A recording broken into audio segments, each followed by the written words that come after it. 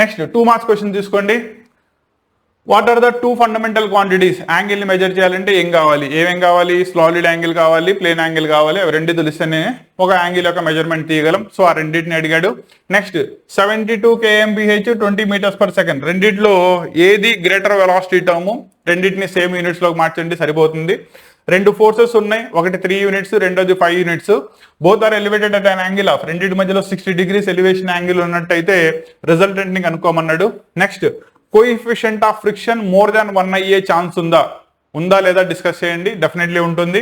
ఎందుకంటే ఫ్రిక్షన్ దానిలో మీకు రబ్బర్ లైక్ సర్ఫేసెస్ తీసుకున్నారనుకోండి, అదేమవుతుంది, రెండో సర్ఫేసెస్ తో కంప్లీట్లీ కాంటాక్ట్ లోకి వెళ్ళిపోతుంది. కాబట్టి coefficient of friction will be more than 1 ఉంటుంది. దాన్ని డిస్కస్ చేయాలి. Next state the condition under which force ఉంది కానీ వర్క్ జరగలేదు. క్లియరా?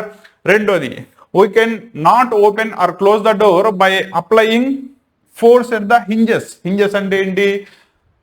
తలుపుకి గొళ్ళెం ఉంటుంది చూసారా, మీరు గొళ్ళెం దగ్గర ఫోర్స్ అప్లై చేసి, అంటే ఏదైతే ఎక్కడి నుంచి అయితే యాక్సిస్ ఆఫ్ రొటేషన్ దానికి స్టార్ట్ అవుతుందో అక్కడ మీరు అప్లై చేసి దాన్ని ఓపెన్ చేయడం కానీ క్లోజ్ చేయడం కానీ చేయలేదు. ఎందుకంటే పర్పెండిక్యులర్ డిస్టెన్స్ అక్కడి నుంచి 0 అవుతుంది. అవునా? నువ్వు అప్లై చేసే ఫోర్స్ ఈజ్ ఈక్వల్ టు ఎంత ఫోర్స్ అప్లై చేసావు అండ్ అక్కడి నుంచి పర్పెండిక్యులర్ డిస్టెన్స్ ఎంత. ఇది 0 అయినప్పుడు నెట్ ఫోర్స్ ఏమైంది? 0. So work done will be 0. Clarity వచ్చిందా? నెక్స్ట్